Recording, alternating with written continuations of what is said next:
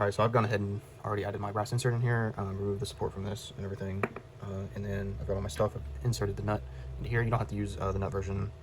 You can just use the plastic version. So you're going to notice that there's a beveled version, beveled side, and then a flat side. So the screw needs to go with the beveled side facing down, and the flat side facing the screw head. Make sure it's fully seated on there. So what you're going to notice right away is that you probably have elephant's foot, just from it being squished on the first layer, and that it's not going to fit. So it is extremely important that this is a tight but also loose fit. Okay, you can. I'm going to say this now. This piece can be scaled in a slicer in the X and Y direction to make it bigger or smaller. All right, if you absolutely need to. I like to print it out slightly larger so I can sand it down and get a really good fit. So I'm going to go ahead and stick it in my drill and sand down the end. So you see that in and out really easy. Okay, from here you can just slide it all the way through. Again, nice and tight. That way you're not getting much wobble at all at the end. Okay, spring goes on. And you can put this in. Best way to do this is push down and then screw down until it catches. And then just make sure it's poking out the end. Not by much, but that's good right there.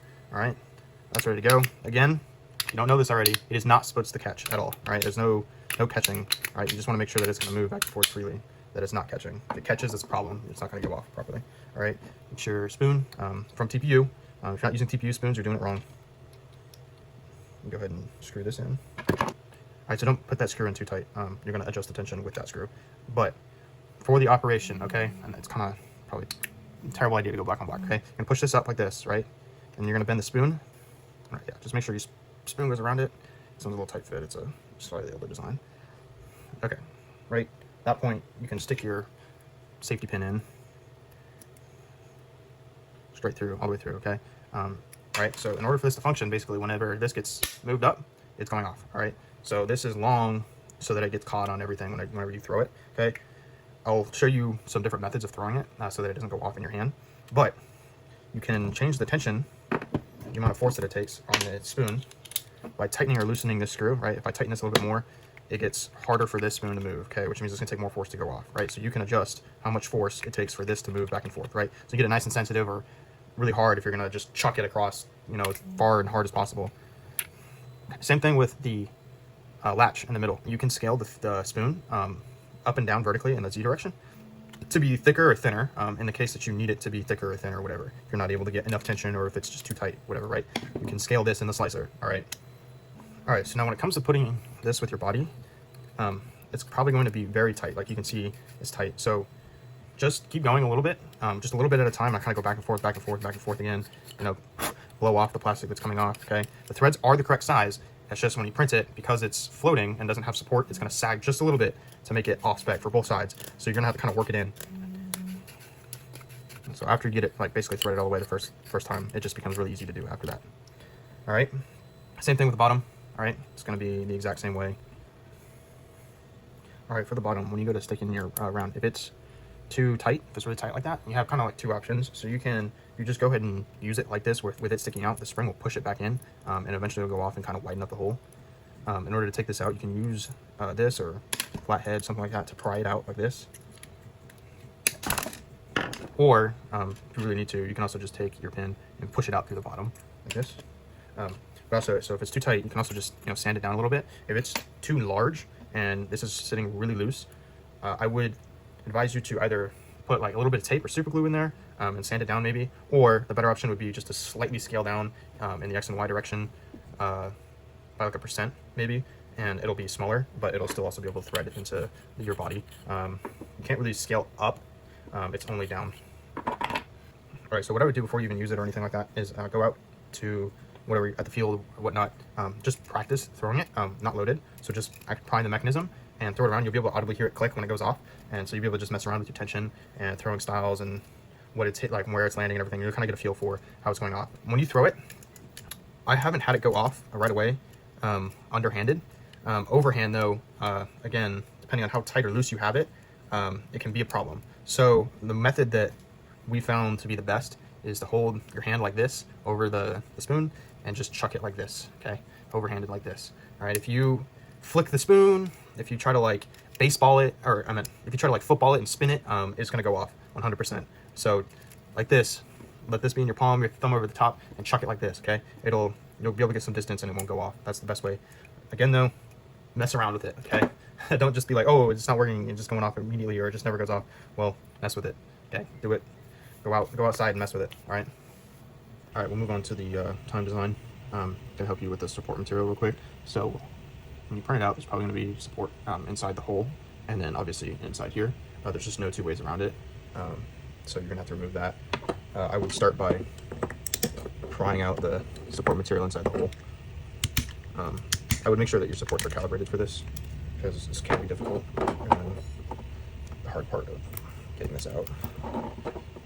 That slid out pretty easy for me. Just make sure that obviously it's clear. That absolutely everything is removed. There's nothing hanging or anything like that. It's nice and clear.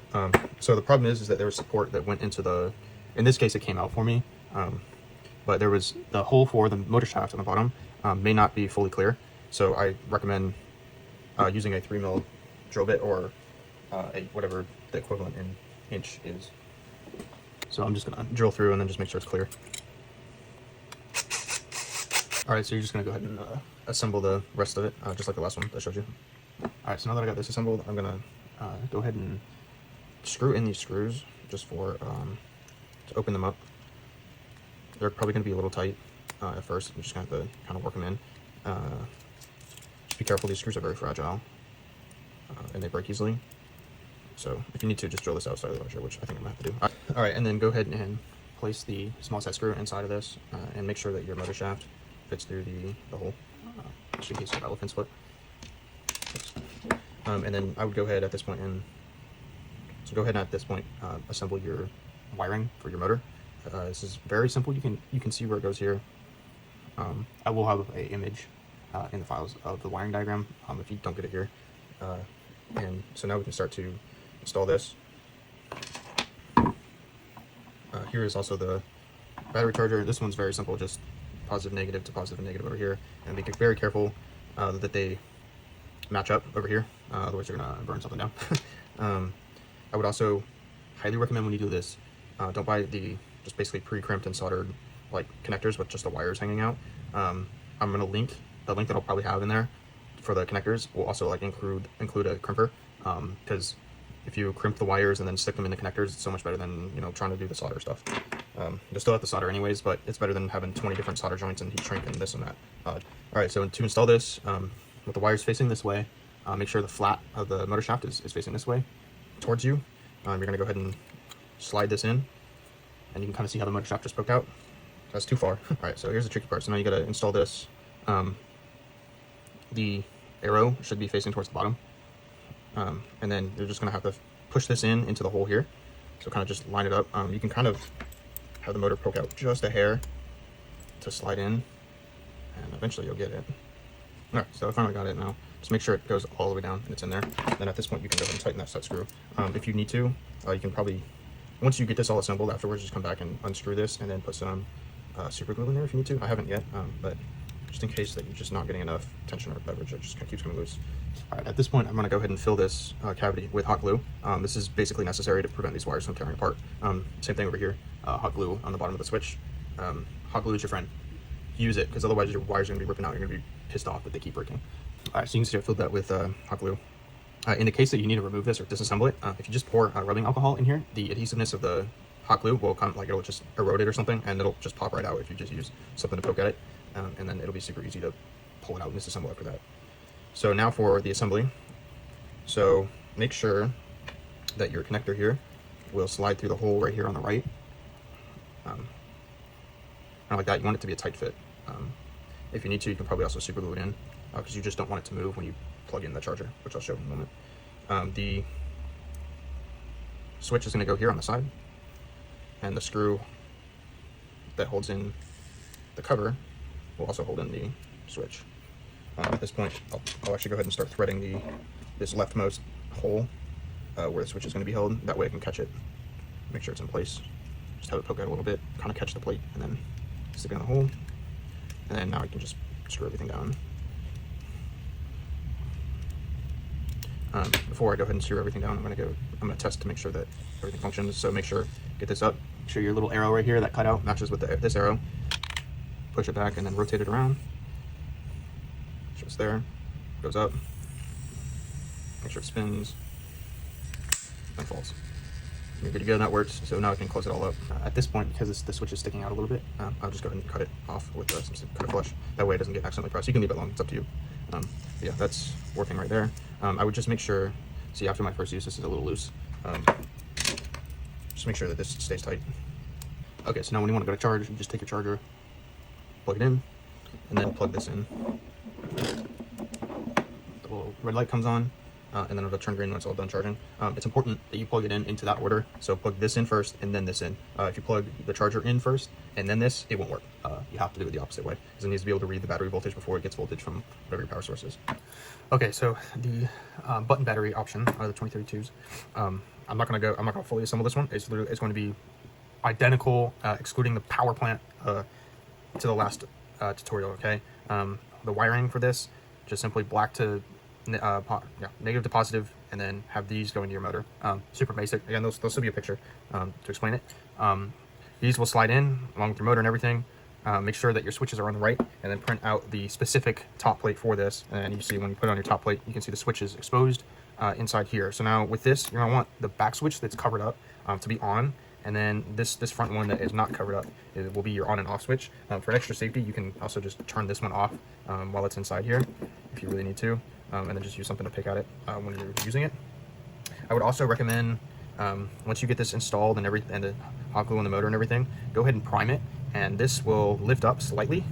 The battery pack will just lift up a little bit. Go ahead and put some hot glue along the side or something to keep it up, because when it falls down, it's fairly difficult to get to that switch in there. So if you hot glue it while it's like up closer, it won't be as big of a pain to reach in there and flip that switch.